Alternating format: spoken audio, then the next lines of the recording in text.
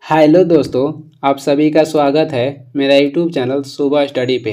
तो चलिए शुरू करते हैं आज के क्लास। आज हम लोग पढ़ेंगे कल जो सार संग्रह पढ़े हैं उसका अगला भाग। तो चलिए शुरू करते हैं। पहला क्वेश्चन हो जाएगा इसमें, तना काट आमतौर से किसके प्रवर्धन के लिए प्रयोग किया जाता है? तना काट आमतौर पर किसके प्रवर्धन के लिए प्रयोग किया जाता है? तो ये गन्ना के लिए। गन्ना की जो बुआई होती है उसे काट काट के किया जाता है। और गन्ना में जो लाल सड़न रोग होता है ये किसके कारण होता है? तो कवक के कारण होता है। मटर का पौधा क्या है? तो मटर के पौधा क्या है? तो एक शाकीय पौधा है। तुलसी के पौधा भी शाकीय पौधा है। विकास का मुख्य कारक क्या है? तो ये प्राकृतिक वर्ण। प्राकृतिक वर्ण या उत्तरजीविता के सिद्धांत कहेगा किसने दिया था? तो चार्ल्स डार्विन दिए थे। मनुष्य के शरीर में पैर की हड्डी कैसी होती है? तो ये होती है खोखली। और सबसे लंबी हड्डी जो पाया जाता है मानव शरीर में ये मनुष्य के पैर में ही पाया जाता है। छोटा नागपुर जनजाति विद्रोह कब हुआ था? तो ये हुआ था 1820 ईस्वी में।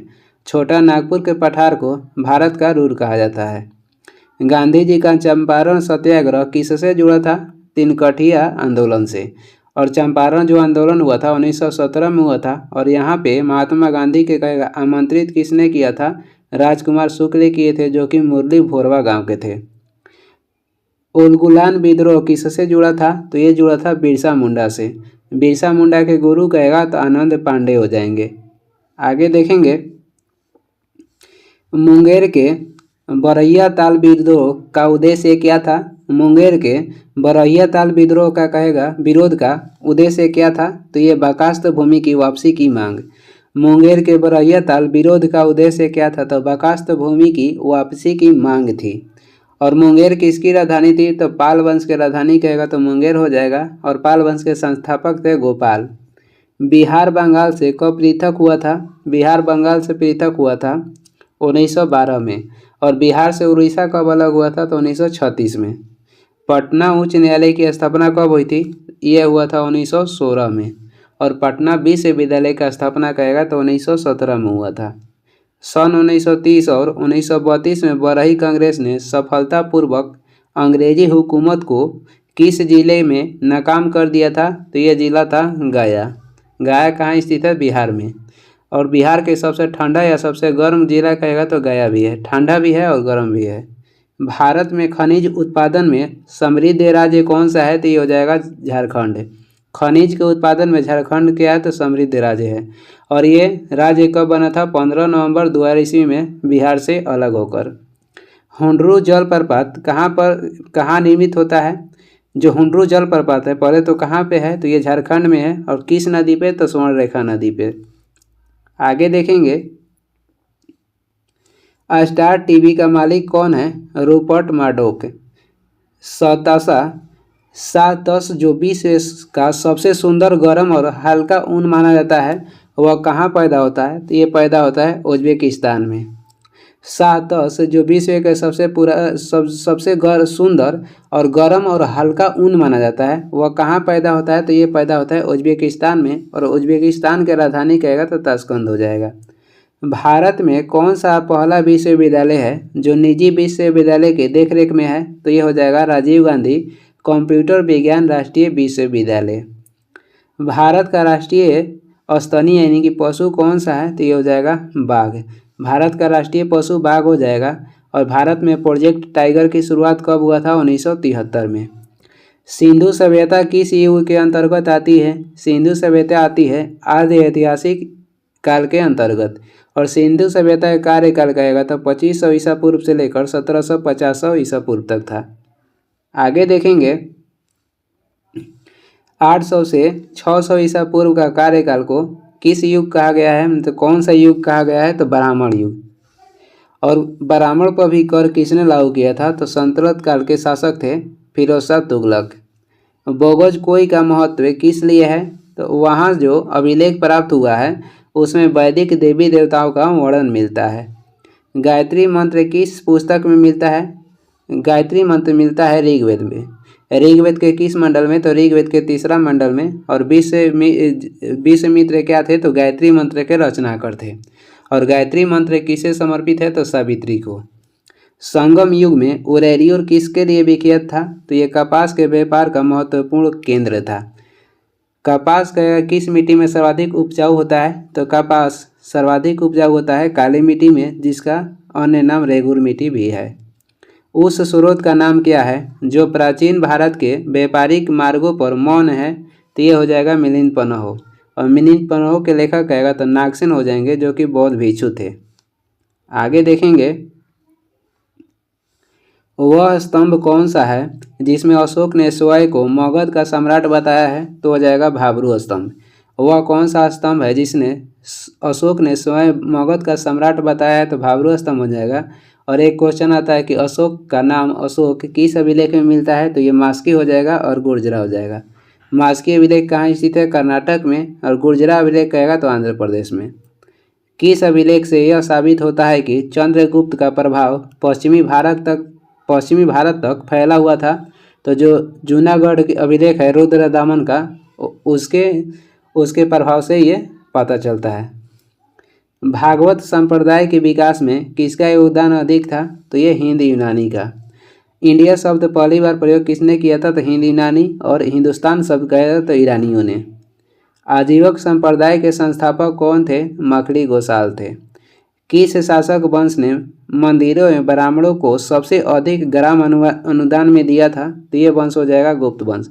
और इसे प्राचीन भारत के गुप्त वंश को क्या कहा जाता है? तो प्राचीन भारत को इसे स्वर्ण युग भी कहा गया है। किस शासक एवं वंश ने मंदिर एवं ब्राह्मणों को सबसे अधिक ग्राम अनुदान दिया है? तो ये गुप्त वंश हो जाएगा। और मंदिर निर्माण कला की जो शुरुआत हुई थी ये हुआ था गुप्त काल में ही। और मूर्ति निर्माण कला की शुरुआत कहेगा तो कुषाण काल में हुआ था। और कुषाण काल में भी मथुरा शैली, गांधार शैली, ये सभी का विकास हुआ था। आगे देखेंगे, आगे हो जाएगा, किस काल में अछूत की अवधारणा स्पष्ट रूप से उद्धत हुई? तो ये हो जाएगा धर्मशास्त्र काल में। धर्मशास्त्र में कर के जो उपज कितनी थी? धर्मशास्त्र में कितना कर लिया जाता था? तो 1/6। भारत में मोहम्मद गोरी ने किसको प्रथम अक्ता प्रदान किया था? भारत में मोहम्मद गोरी पहली बार किसको अक्ता प्रदान किए थे? तो कुतुबुद्दीन ऐबक को। और कुतुबुद्दीन ऐबक को मोहम्मद गोरी ने अपना दामाद बनाए थे। कुतुबुद्दीन ऐबक दास वंश के संस्थापक हैं, जिसे गुलाम वंश भी कहा जाता है। और गुलाम वंश का शासनकाल कब से कब तक था? 1206 से लेकर 1290 तक। आगे देखेंगे, आगे हो जाएगा, किस सुल्तान के काल में खालसा भूमि अधिक पैमाने में विकसित हुई? तो ये हो जाएगा अलाउद्दीन खिलजी। इन्होंने अपने सेना के नगद वेतन देना भी प्रारंभ किए थे। सल्तनत काल के सिक्के टक्का, ससगनी और जीतल किन धातुओं के बने थे? तो ये बने थे चांदी और तांबा के। गुप्त काल में जो चांदी के सिक्के चलाए जाते थे उसे रूपक बोलते थे, और सोना के सिक्के को बोलते थे दीनार। बारहमासा की रचना किसने की थी? बारहमासा की रचना की थी मलिक मोहम्मद जैसी ने। और पद्मावत की रचना भी मलिक मोहम्मद जैसी ही किए थे। और ये किसके समकालीन थे? तो शेरशाह सूरी के। 2 अस्पा सिंह अस्पा प्रथा किसने शुरू की थी? 2 अस्पा और सिंह अस्पा प्रथा शुरू किए थे जहांगीर। न्याय के जंजीर भी स्थापित किए थे जहांगीर। इनका बचपन के नाम कहेगा तो सलीम हो जाएगा। आगे देखेंगे, ईरान के शाह और मुगल शासकों के बीच झगड़े की जड़ क्या थी? ईरान के शाह और मुगल शासकों के बीच जो झगड़े की जड़ थी वो था गांधार। मथुरा कला और गांधार कला का विकास किसके शासनकाल में हुआ था, या किस वंश के? तो कुषाण वंश के। आगे देखेंगे, जवाबित का संबंध किससे था? तो ये राज कानून से। जब्ती प्रणाली किसकी उपज थी? जब्ती प्रणाली कहेगा किसकी उपज थी? तो शेरशाह सूरी की। पानीपत के युद्ध में बाबर की जीत का मुख्य कारण क्या था? तो उसकी जो सेना थी कुशलता, जिसकी सेना क्या थी? तो ये बहुत सी अच्छा कुशलता थी, यानी कि बड़ी पुण्य थी। पानीपत की युद्ध जीतने के बाद बाबर ने मुगल वंश के नींव डाली थी। और पानीपत के युद्ध जीतने के बाद ही बाबर ने गाजी की उपाधि धारण किए थे। पानीपत के प्रथम युद्ध कहेगा तो बाबर और इब्राहिम लोदी के बीच हुआ था 1526 में। विजयनगर साम्राज्य की वित्तीय व्यवस्था का मुख्य विशेषता क्या था? तो बंदरगाहों से आमदनी। विजयनगर साम्राज्य की स्थापना 1336 में किसने किया था? हरिहर एवं बुक्का ने। और इसकी राजधानी कहेगा तो हम्पी हो जाएगा। हम्पी कहाँ है? तो कर्नाटक में और ब्रह्मपुत्र नदी के किनारे है। सरंजामी प्रथा किससे संबंधित थी? तो ये मराठा भू राजस्व प्रथा से संबंधित थी। भारत में 1612 ईस्वी में अंग्रेजों ने अपनी पहली फैक्ट्री कहाँ स्थापित की थी? तो ये किए थे सूरत में। और ईस्ट इंडिया कंपनी का गठन कब हुआ था? 1600 ईस्वी में, अकबर के शासनकाल में। आगे देखेंगे, महाराष्ट्र में रामोशी कृषक जत्था किसने स्थापित किया था? तो ये किए थे वासुदेव बलवंत फाड़के ने। महाराष्ट्र में रामोशी कृषक जत्था किसने स्थापित किया था? वासुदेव बलवंत फाड़के ने। जो 1878 में वर्नाक्यूलर प्रेक्स लॉर्ड लिटन के द्वारा लागू किया गया था, उसको किसने रद्द किया? तो लॉर्ड रिपन किए थे। कब? तो 1882 में। वर्नाक्यूलर प्रेस एक्ट जो एक्ट था ये लागू हुआ था 1878 में। और किसने किया था लागू? तो लॉर्ड लिटन किए थे। और उसे रद्द कहेगा तो लॉर्ड रिपन किए थे 1882 में। और रिपन के कार्यकाल में ही श्वेत विद्रोह हुआ था। यह कारखाना अधिनियम लाया गया था लॉर्ड रिपन के कार्यकाल में ही। अमेरिका में फ्री हिंदुस्तान अखबार किसने शुरू किया था? तो ये किए थे तारकनाथ दास ने। गदर क्रांति छेड़ने की महत्वपूर्ण कहेगा कारण क्या था? तो ये हो जाएगा प्रथम महायुद्ध का शुरू होना। प्रथम विश्व युद्ध जो शुरू हुआ था 1914 से 1918 तक चला था, जिसमें भारत भाग लिया था 1917 में। और वही कहेगा गदर पार्टी की स्थापना किसने किया था? तो लाला हरदयाल किए थे 1913 में। और कहाँ पे? तो अमेरिका के सैन फ्रांसिस्को में। आगे देखेंगे, किस अधिवेशन में होम रूल समर्थक अपनी राजनीतिक शक्ति का सफलतापूर्वक प्रदर्शन कर सके? तो ये किए थे कांग्रेस के सन 1916 में जो लखनऊ अधिवेशन हुआ था उसमें। और वही कहेगा कि 1916 में जो लखनऊ अधिवेशन हुआ था, इसमें जो नरम दल गरम दल 1907 में अलग हुए थे, तो ये 1916 में मिल गए थे। 1916 में जो कांग्रेस का अधिवेशन हुआ उसमें अध्यक्षता किसने किया था? तो अंबिका चरण मजूमदार किए थे, एसी मजूमदार।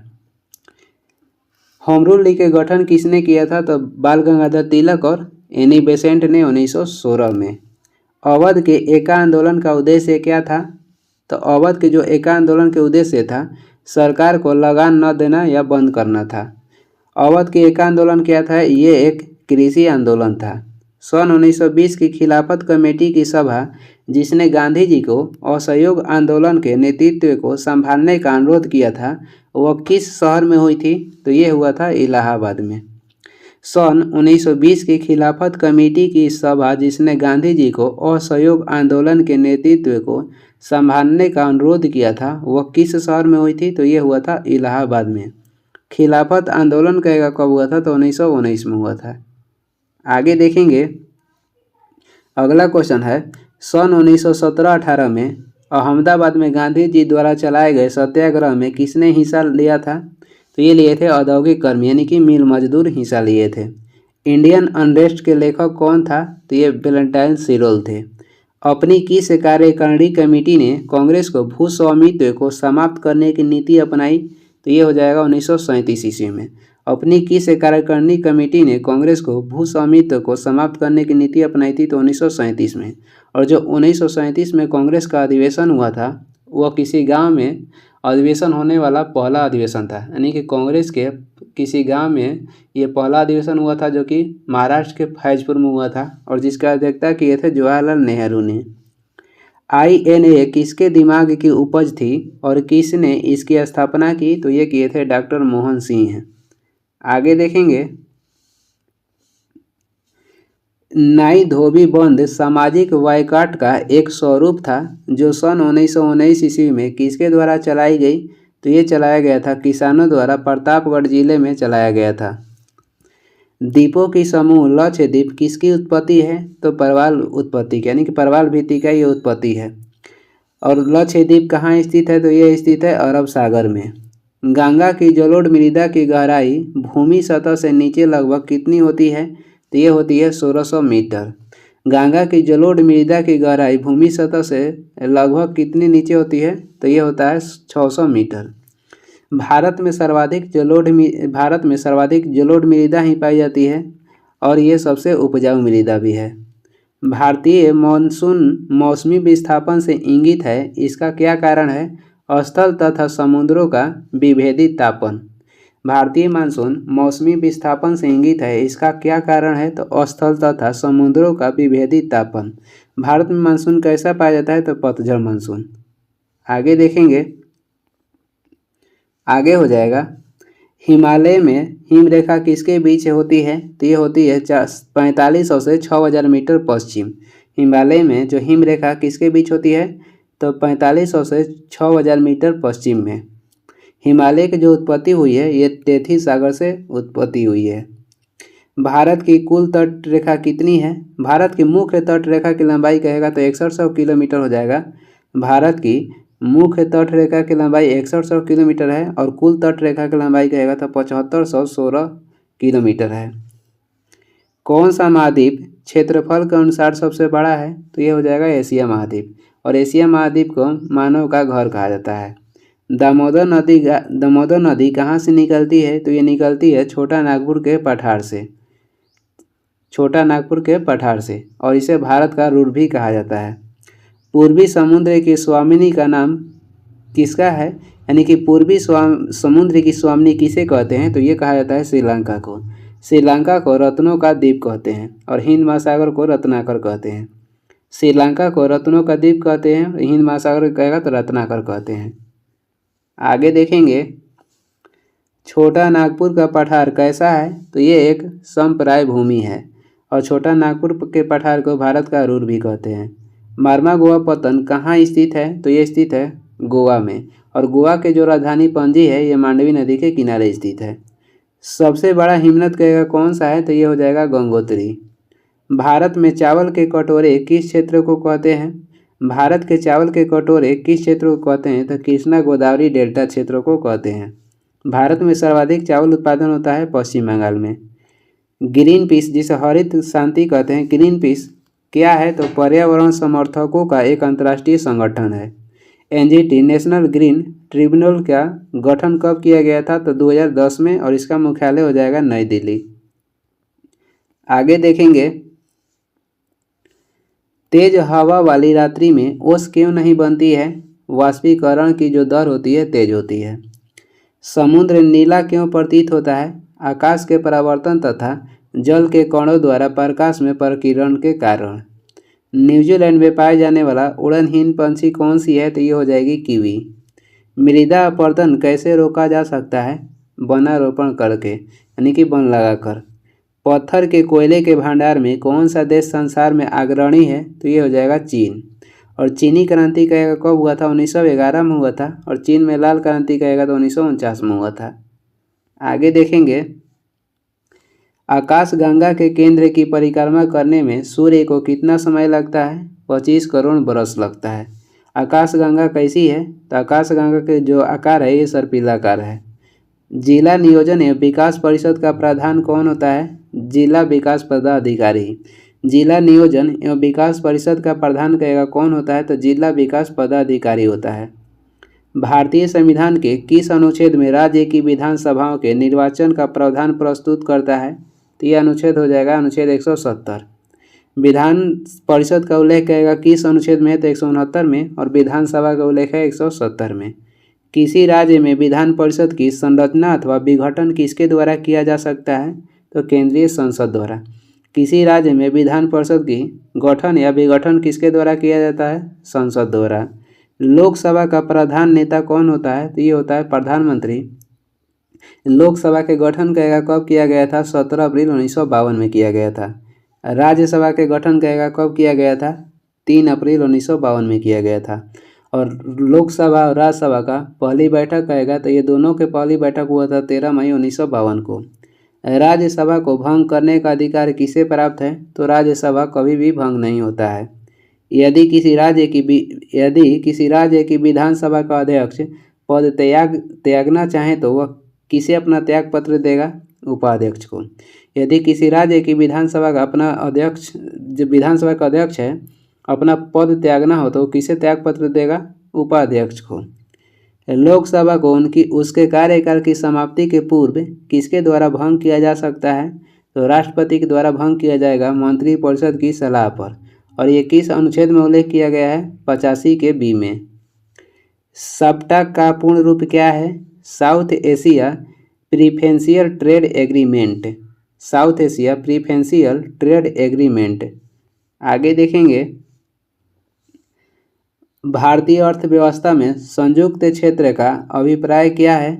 किसी उद्यम में सरकारी एवं निजी क्षेत्रों दोनों का ही सम्मिलित स्वामित्व है। भारतीय अर्थव्यवस्था में संयुक्त क्षेत्र का अभिप्राय क्या है? तो किसी उद्यम में सरकारी एवं निजी क्षेत्रों दोनों का ही सम्मिलित स्वामित्व हो।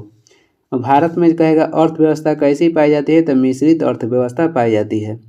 बहुउद्देशीय नदी घाटी परियोजना को आधुनिक भारत के मंदिर किसने कहा था? तो ये कहे थे जवाहरलाल नेहरू।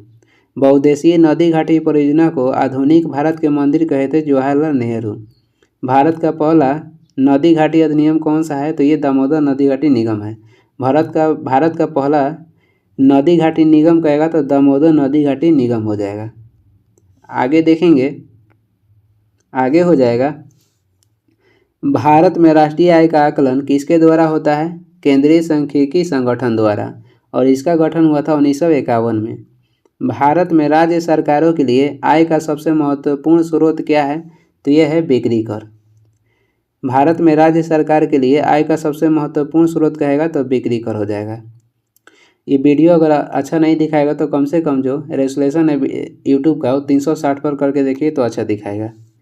सीमा शुल्क, तट शुल्क और बिक्री कर ये सब क्या है? तो ये सब अप्रत्यक्ष कर है। स्वतंत्रता प्राप्ति के बाद भारत ने सर्वाधिक किस उत्पादन में प्रगति की है? तो ये गेहूं के उत्पादन में। हरित क्रांति में सर्वाधिक कहेगा, सर्वाधिक किस पे प्रभाव पड़ा था? तो गेहूं उत्पादन में। हरित क्रांति के नेता विश्व में कहेगा तो विश्व में हो जाएंगे नॉर्मल बोरलॉग, भारत में हो जाएंगे MS स्वामीनाथन। पंचवर्षीय योजनाओं के मसौदों को अंतिम रूप से कौन स्वीकृति प्रदान करता है? तो अंतिम रूप से स्वीकृति प्रदान करता है राष्ट्रीय विकास परिषद, जिसका गठन हुआ था 6 अगस्त 1952 में। आगे देखेंगे, योजना आयोग का गठन कब हुआ था? 15 मार्च 1950 में। बिजली की खपत का बिल किसके मापन पर आधारित होता है? तो ये वाट के रूप में। कौन वैकल्पिक ऊर्जा का सबसे बड़ा भंडार है? तो ये हो जाएगा सौर ऊर्जा। जल की अस्थायी कठोरता का कारण क्या है? तो ये हो जाएगा कैल्शियम तथा मैग्नीशियम के क्लोराइड और सल्फेट। जल की अस्थायी कठोरता का कारण क्या है? कैल्शियम तथा मैग्नीशियम के क्लोराइड और सल्फेट। हास्य गैस क्या है? तो ये हो जाएगा नाइट्रस ऑक्साइड। जब हम बकरी या भेड़ का मांस खाते हैं तब हम क्या हैं? तब हम द्वितीय उपभोक्ता है। सबसे अधिक तापमान कहेगा किसका होता है? तो बकरी का। डॉल्फिन किस क्षेत्र में वर्गीकृत किए जाते हैं? तो यह स्तनी क्षेत्र में। डॉल्फिन क्या है? तो स्तनधारी हैं। डॉल्फिन को राष्ट्रीय जलीय जीव कब घोषित किया गया था? 2009 में। अपमार्जक क्या है? तो शोधन अभिकर्ता है। आर्कियोपेरेटिक्स क्या है? जुरासिक युग का सर्व पुरातन पक्षी। आगे देखेंगे, आगे हो जाएगा, जीवन चक्र की दृष्टि से पौधे का सबसे महत्वपूर्ण अंग कौन सा हो जाएगा? तो ये हो जाएगा पुष्प। और पौधे का अपने खाना का किससे तैयार करता है? तो पत्ती से। किस वनस्पति खाद्य में अधिकतम प्रोटीन होता है? सोयाबीन में। और सोयाबीन उत्पादन में सर्वाधिक कहेगा कि किस राज्य का योगदान है? तो ये हो जाएगा मध्य प्रदेश। सबसे लंबा जीवित वृक्ष कौन सा हो जाएगा? तो ये हो जाएगा सिकोया। एस्पिरिन क्या है? तो एस्पिरिन एंटीपायरेटिक है। एस्पिरिन क्या है? तो एंटीपायरेटिक है। बिहार कांग्रेस सोशलिस्ट पार्टी के गठन कब हुआ? सन 1934 में। और गठन कौन किए थे? तो जयप्रकाश नारायण किए थे। 1830 ईस्वी के दशक में पटना नगर किस विद्रोह का केंद्र था? तो ये हो जाएगा बहावी आंदोलन का केंद्र था। बहावी आंदोलन के नेता कहेगा तो सैयद अहमद बरेलवी हो जाएंगे। जीवित जीवाश्म किसे कहते हैं? तो साइकस को कहते हैं।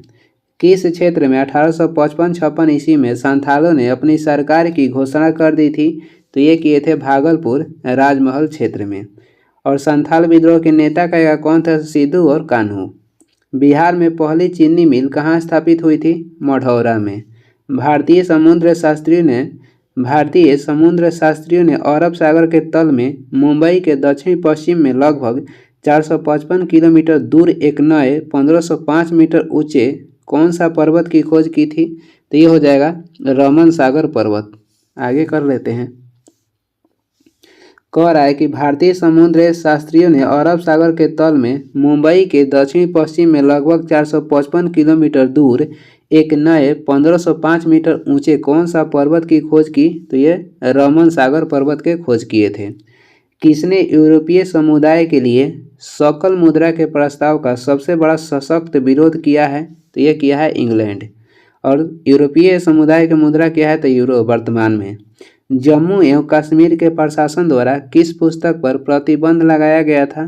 तो ये पुस्तक हो जाएगा तहरीक मुजाहिदीन। और इसके लेखक का कौन है? तो डॉक्टर सदीक हुसैन।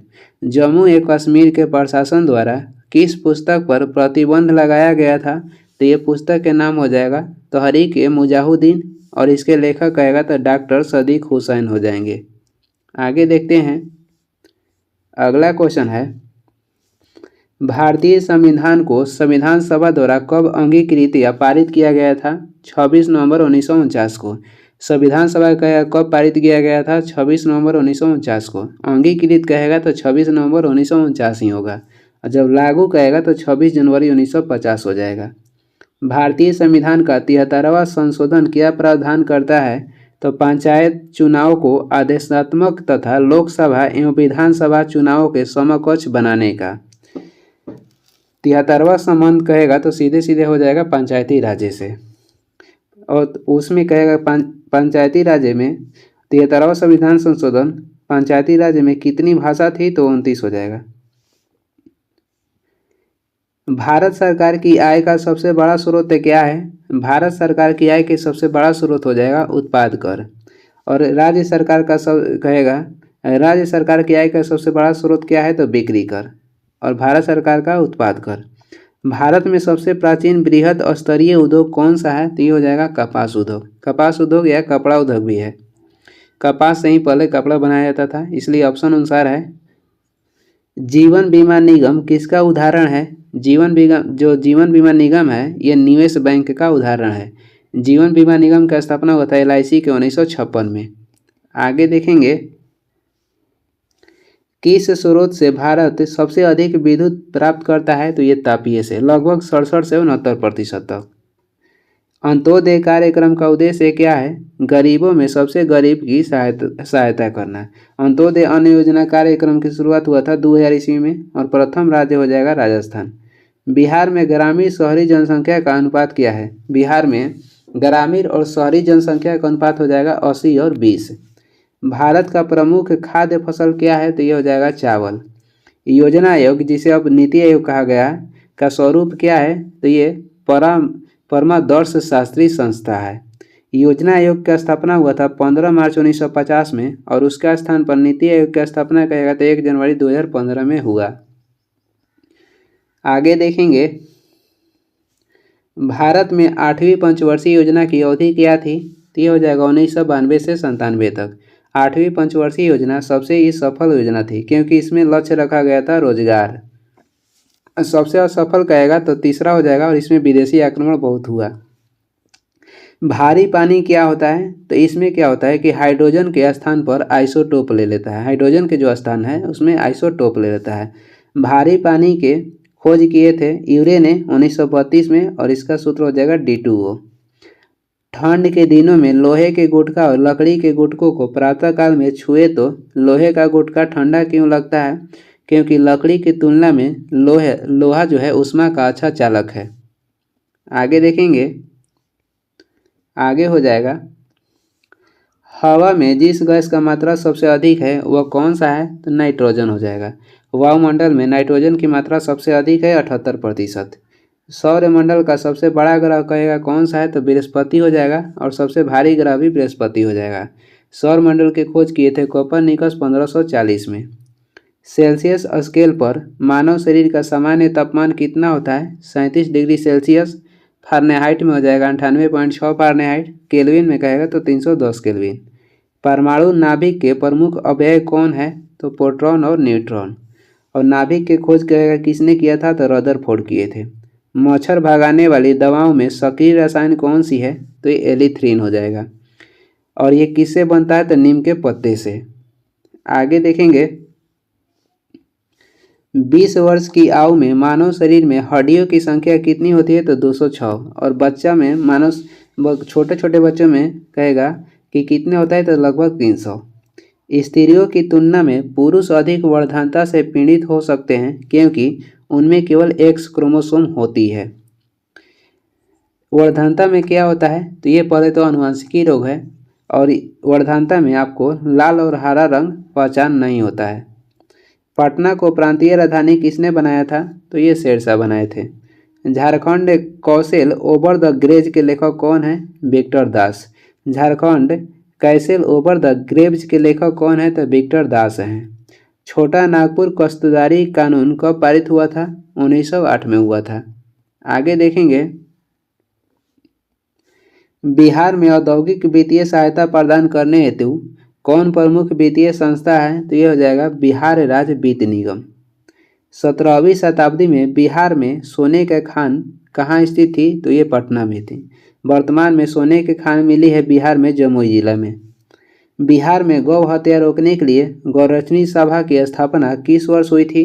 तो बिहार में गौ हत्या रोकने के लिए गौरक्षणी सभा की स्थापना हुआ था 1982 में, 1882 में। बिहार में गौ हत्या रोकने के लिए गौरक्षणी सभा की स्थापना हुआ था 1882 में। किस वर्ष उड़ीसा बिहार से पृथक हुआ था? 1936 में। बंगाल से बिहार अलग हुआ 1912 में, और वही बिहार से उड़ीसा अलग हुआ 1936 में, और बिहार से झारखंड अलग हुआ था 15 नवंबर 2000 ईस्वी में। छोटा नागपुर का जंगल कैसा है? तो पतझड़ एवं सवाना है। आगे देखेंगे, अपेक का पूर्ण रूप क्या है? तो Asia Pacific economic cooperation. Asia Pacific economic cooperation. APEC का गठन हुआ था 1989 में, मुख्यालय हो जाएगा सिंगापुर। और एक आता है ओपेक। ओपेक के गठन हुआ था 1960 में और इसका मुख्यालय कहेगा तो ऑस्ट्रिया के वियना में है। आगे देखेंगे, अगला क्वेश्चन है, स्वर्णिम त्रिकोण का तात्पर्य क्या है? म्यांमार, थाईलैंड और लाओस के मादक पदार्थों का उत्पादन करने वाला भौगोलिक क्षेत्र। द म्यूर्स लास्ट साई के लेखक कौन है? सलमान रश्दी हो जाएंगे। द म्यूर्स लास्ट साई के लेखक कौन है? तो सलमान रश्दी। एवरेस्ट शिखर पर चढ़ने वाली दूसरी भारतीय महिला कौन थी? संतोष यादव। पहली कहेगा तो बछेंद्री पाल थी। संत कबीर के सम्मान में मगहर महोत्सव का कब प्रारंभ किया गया था? संत कबीर के सम्मान में जो मगहर महोत्सव है का प्रारंभ कब किया गया था? 1990 ईस्वी में। संत कबीर के जन्म हुआ था वाराणसी में 1398 ईस्वी में और इनका मृत्यु हुआ मगहर में। आगे देखेंगे, मूल अधिकारों का संरक्षक कौन होता है? तो न्यायपालिका। कवि बाणभट्ट कहाँ के निवासी था? तो ये थानेश्वर के निवासी था। कवि बाणभट्ट किसके दरबार में रहता था? हर्षवर्धन के। हर्षचरित के लेखक भी कहेगा तो बाणभट्ट हो जाएंगे। ह्वेनसांग की भारत में यात्रा के समय सूती कपड़ों के उत्पादन के लिए सबसे प्रसिद्ध नगर कौन सा था? मथुरा था। ह्वेनसांग की भारत में यात्रा के समय सूती कपड़ों के उत्पादन के लिए सबसे प्रसिद्ध नगर कहेगा कौन सा था? तो ये हो जाएगा मथुरा। जो कनिष्क की पहली राजधानी थी पुरुषपुर और पेशावर थी। पुरुषपुर के ही पेशावर कहा जाता है और दूसरा राजधानी कहेगा तो मथुरा हो जाएगा। जो ह्वेनसांग कहेगा किसके शासनकाल में भारत आया था? तो हर्षवर्धन के शासनकाल में भारत आया था। ह्वेनसांग कहाँ अध्ययन किया था? तो नालंदा विश्वविद्यालय में। नालंदा विश्वविद्यालय की स्थापना किसने की? कुमारगुप्त प्रथम किए थे। और जब ह्वेनसांग नालंदा विश्वविद्यालय में पढ़ रहा था उस समय कुलपति कौन थे नालंदा विश्वविद्यालय के? तो कुलपति शिलभद्र थे। पाटलिपुत्र में स्थित चंद्रगुप्त महल मुख्यतः किस वस्तु की बनी हुई थी? ये लकड़ी का बना हुआ था और ये पटना के कुम्हार में स्थित है। किस इतिहासकार ने शाहजहां के शासनकाल को मुगल काल का स्वर्ण युग कहा था? तो ये कहे थे B.A. स्मिथ। और शाहजहां को स्थापत्य कला का सर्वाधिक विकास किए थे। शाहजहां ने स्थापत्य कला का सर्वाधिक विकास किए थे। अलाउद्दीन खिलजी के प्रसिद्ध सेनापतियों में किसकी मंगोलों के विरुद्ध लड़ते हुए मृत्यु हुई थी? तो ये थे जफर खां। सर्वाधिक मंगोल आक्रमण कहेगा किसके काल में हुआ था, तो अलाउद्दीन खिलजी के काल में हुआ था। चंगेज खां भी मंगोल के ही था और चंगेज का 1221 ईस्वी में आक्रमण किया था इल्तुतमिश के शासनकाल में। ब्रह्म समाज की स्थापना कब हुई थी, तो ये कलकत्ता में हुआ था 1828 में और किए थे राजा राम मोहन राय ने। ब्रह्म समाज की स्थापना किए थे कलकत्ता में 1828 में राजा राम मोहन राय। और कौन आत्मीय सभा के संस्थापक थे, तो ये भी थे राजा राम मोहन राय और आत्मीय सभा की स्थापना किए थे 1815 में। किसने ऑल इंडिया मुस्लिम लीग की स्थापना की थी, ऑल इंडिया मुस्लिम लीग की स्थापना किए थे नवाब सलीमुल्लाह खान ने। और मुस्लिम लीग के गठन कब हुआ था, 1906 में ढाका में। और मुस्लिम लीग का पहला बैठक हुआ था 1908 में अमृतसर में। लॉर्ड वेलेजली की सहायक संधि को स्वीकार करने वाला पहला मराठा सरदार कहेगा कौन सा था, तो ये थे पेशवा बाजीराव द्वितीय। और बेसिन की संधि हुआ था 1802 में और ये हुआ बाजीराव द्वितीय और अंग्रेज के बीच हुआ था।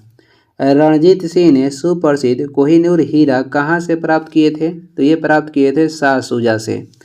रणजीत सिंह की राजधानी कहेगा तो लाहौर थी और रणजीत सिंह के उत्तराधिकारी कहेगा तो खड़ग सिंह थे। कुतुबुद्दीन ऐबक की राजधानी कहाँ थी, तो ये लाहौर थी। और कुतुबुद्दीन ऐबक ने किस वंश की स्थापना किए थे, तो दास वंश के।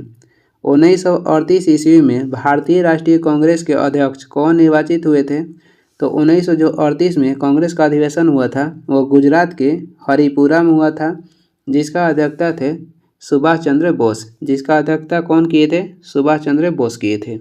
और 1939 में कांग्रेस के जो अधिवेशन हुआ मध्य प्रदेश के त्रिपुरी में, उसमें भी अध्यक्षता किए थे सुभाष चंद्र बोस ने ही। आगे देखेंगे, आगे हो जाएगा स्वामी विवेकानंद ने रामकृष्ण मिशन की स्थापना कब की। स्वामी विवेकानंद ने रामकृष्ण मिशन की स्थापना किए थे 1897 ईस्वी में। वही रामकृष्ण मठ की स्थापना करेगा तो 1898 हो जाएंगे। स्वामी विवेकानंद रामकृष्ण मिशन की स्थापना 1897 में किए थे और रामकृष्ण मठ की स्थापना 1898 में किए थे। रॉलेट एक्ट का भारतीय राष्ट्रीय कांग्रेस ने विरोध क्यों किया, क्योंकि इसका लक्ष्य व्यक्तित्व स्वतंत्रता को सीमित करना था। इसका जो लक्ष्य था व्यक्तित्व स्वतंत्रता को सीमित करना था। और रॉलेट एक्ट कब पारित हुआ था, 1919 में। द्वितीय गोलमेज सम्मेलन में किस प्रश्न पर असफल रहा, तो सांप्रदायिक प्रतिनिधित्व पर यह असफल रहा। और इसमें महात्मा गांधी के साथ कौन भाग ली थी, तो सरोजिनी नायडू भाग ली थी। और जो दूसरा गोलमेज सम्मेलन हुआ था ये हुआ था 7 सितंबर 1931 को।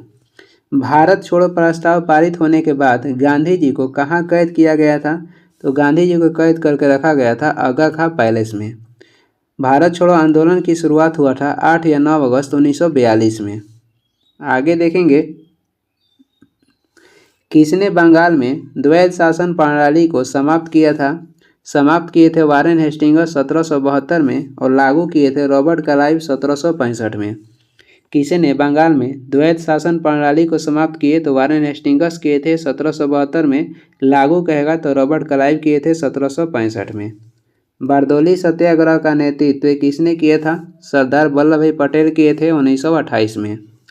किस सत्याग्रह आंदोलन में गांधी जी ने प्रत्यक्ष रूप से भाग नहीं लिया, तो ये जो बॉयकम सत्याग्रह हुआ था इसमें गांधी जी ने प्रत्यक्ष रूप से भाग नहीं लिए थे और ये हुआ था 1924-25 में। 1857 ईस्वी का विद्रोह मुक्त किस कारण से असफल रहा, किसी सामान्य योजना और केंद्रीय संगठन के कमी से। 1857 के विद्रोह था इसमें मुख्य रूप से कोई नेता भी नहीं था, इसलिए ये क्या हुआ, असफल हो गया।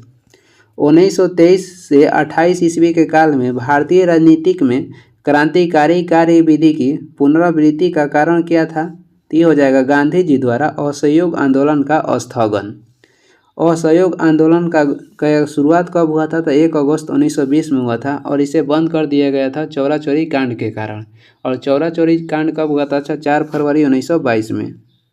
आगे देखेंगे, सविनय अवज्ञा आंदोलन की असफलता के बाद गांधी जी ने किसका महत्व दिया, रचनात्मक कार्यक्रम का। और सविनय अवज्ञा आंदोलन की शुरुआत हुई थी 6 अप्रैल 1930 में। आगे देखेंगे, आगे हो जाएगा, भारत में चेरापूंजी कहाँ अवस्थित है, तो ये अवस्थित है मेघालय में। भारत में सर्वाधिक वर्षा कहेगा तो मेघालय के मानसीराम में होता है। विदर्भ एक प्रादेशिक नाम है और भारत में यह किसका अंग है? तो ये महाराष्ट्र का अंग है। भारत में कौन सी फसल सर्वाधिक क्षेत्र में बोई जाती है? तो ये बोई जाती है चावल।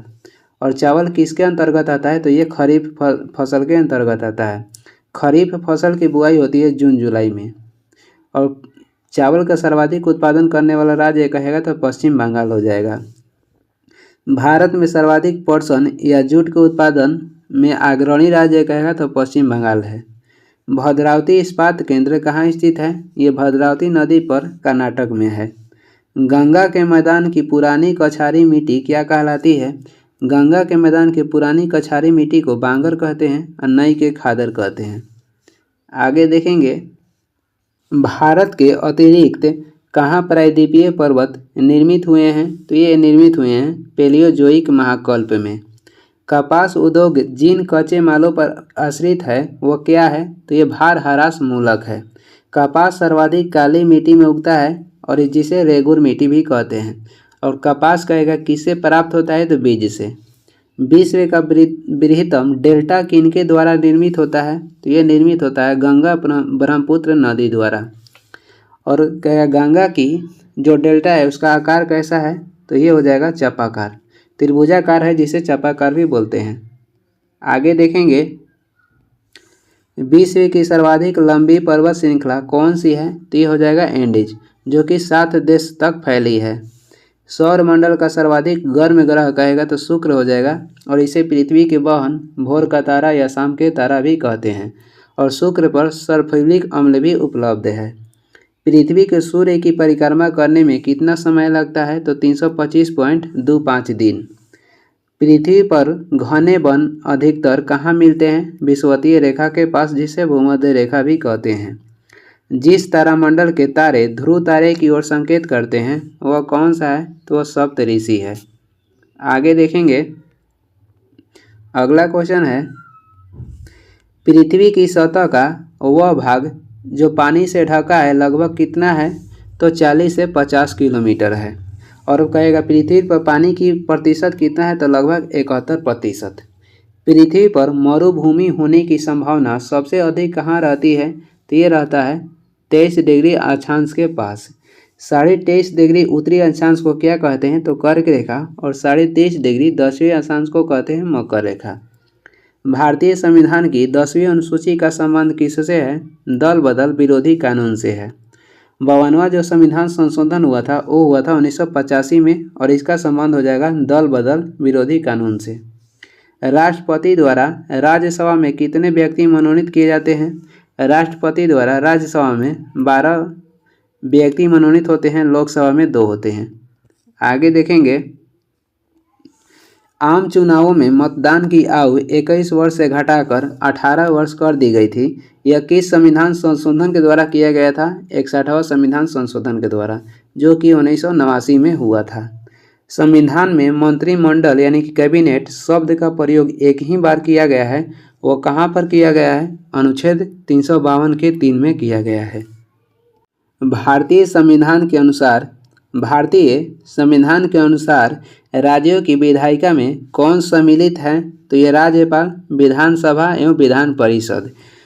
वही केंद्र में कहेगा तो केंद्र में विधायिका को क्या कहते हैं? तो केंद्र संसद कहते हैं। और संसद बनता है राष्ट्रपति, लोकसभा और राज्यसभा से मिलकर। और भारतीय संविधान के अनुसार राज्यों के जो विधायिका में कौन सम्मिलित होते हैं? तो राज्यपाल, विधानसभा और विधान परिषद। विधान परिषद सगरी नहीं है और जहां इसका अस्तित्व है वहां विधान परिषद शामिल होगा, नहीं तो राज्यपाल और विधानसभा। संघीय मंत्री परिषद के मंत्री किसके प्रति उत्तरदायी होते हैं? तो ये केवल लोकसभा के प्रति उत्तरदायी होते हैं। और व्यक्तिगत रूप से कहेगा तो राष्ट्रपति नहीं होगा, व्यक्तिगत रूप से कहेगा तो राज्यपाल के प्रति व्यक्तिगत रूप से कहेगा, क्योंकि ये राज्य के कह रहा है। केंद्र के कहेगा तो राष्ट्रपति के प्रति। मौलिक कर्तव्यों को किसके द्वारा निर्धारित किया गया? मौलिक कर्तव्यों को निर्धारित किया गया था 42वां संविधान संशोधन द्वारा 1976 में, जो कि हुआ था। और किसके तहत जोड़ा गया था? समिति कहेगा तो स्वर्ण सिंह समिति के तहत जोड़ा गया था। ये इस वीडियो का लास्ट क्वेश्चन है और वीडियो को लास्ट तक देखने के लिए धन्यवाद। वीडियो अगर पसंद आ रहा है तो लाइक तो कर दीजिए, और चैनल पर नए हैं अगर वीडियो अच्छा लग रहा है तो सब्सक्राइब भी कर दीजिएगा। इसका PDF चाहिए तो डिस्क्रिप्शन में टेलीग्राम का लिंक है, वहाँ से जुड़ सकते हैं, और या सर्च भी कर सकते हैं सुबह स्टडी, वहाँ से जाकर डाउनलोड कर लीजिएगा। Thank you.